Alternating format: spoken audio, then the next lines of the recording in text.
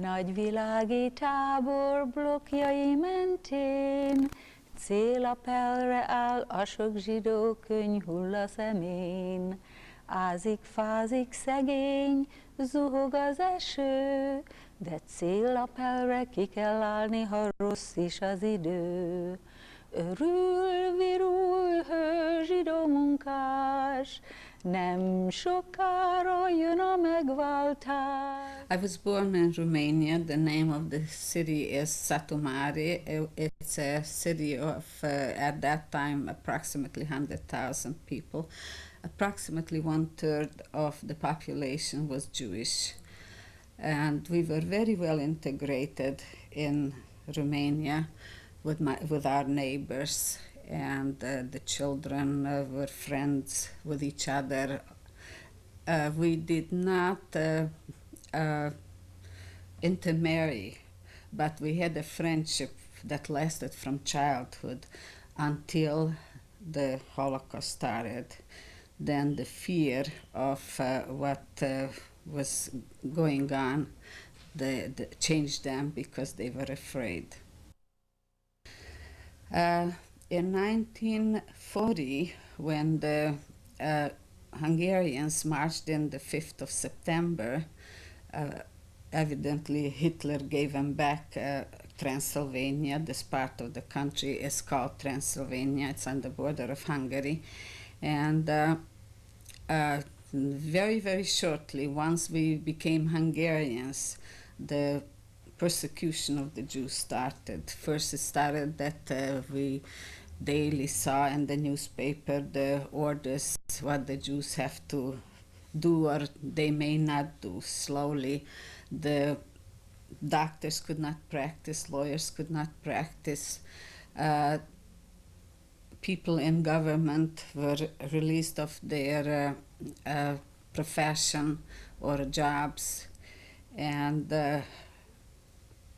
certain orders came out daily in the newspaper.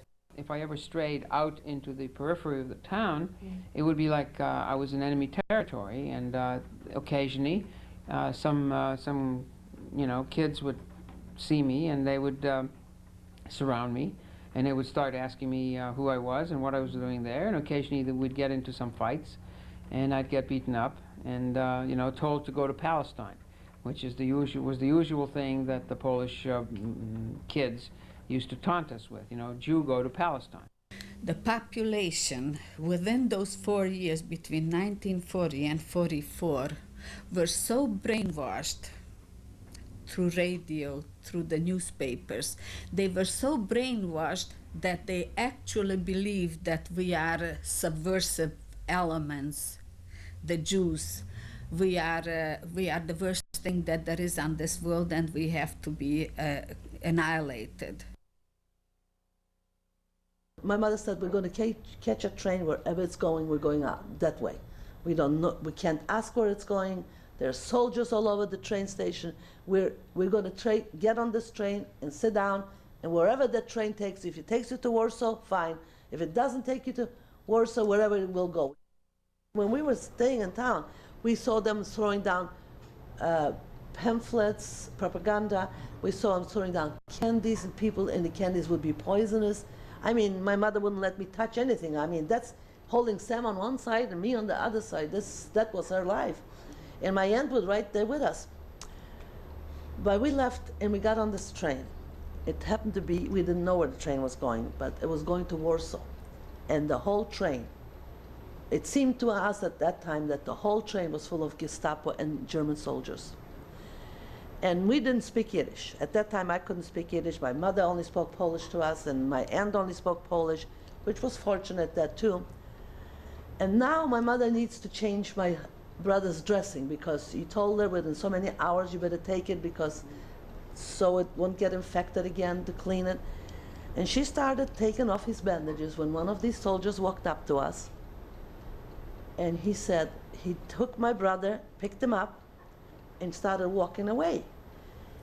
And my mother she just was beside herself. She didn't know what to say. And my aunt kept telling her, don't say anything. But I ran after the soldier. Give me back my brother. I want my brother back. In Polish, I was talking to him. And he didn't turn around, and I followed him all the way wherever he was going. And that's when he went into another car, set my brother down on a bench somewhere there, like a table, and started changing his dressing. Changed his whole dressing, picked him back up, and I'm screaming there constantly, I want my brother back, I want my brother back. And I'm just there with him. He took my hand, my brother on his arm, and brought him right back to my mom's, put him on my mom's knee. I mean, on her leg. It was unbelievable. She says, I can't believe it. I can't believe it that they didn't know we were Jewish. It's like a miracle, this whole thing. I didn't have to do anything. Well, this was one of, I think it was like a miracle, because if they would have found out, we would have not been, he would have, couldn't have doing these things. Finally, she said, go up into the barn, into the hayloft, and just stay there. And I don't know you're here, okay? She had a tremendous problem because she wanted to keep me, but she couldn't tell my mother to go away, okay, to sort of abandon her to death. So they did the best thing they could, is to just go back there into the hayloft and cover yourself with hay, and I don't even know you exist. And there were partitions there, you know, there were no, they didn't have cows, they had goats and they had chickens and so on. And there was this ladder that led up to the hayloft, and we just went all the way down and hid ourselves. And You and your mother? my mother, right. And in the morning, you know, I could hear her sort of singing to herself down below, you know, feeding the chickens. And when she left, we looked down through the hayloft, and there was a pail with a little milk and a little bread, and I went down and got it, you know, and so on. And that's how we survived for 4 days. And then on the 5th day, in the early morning, 6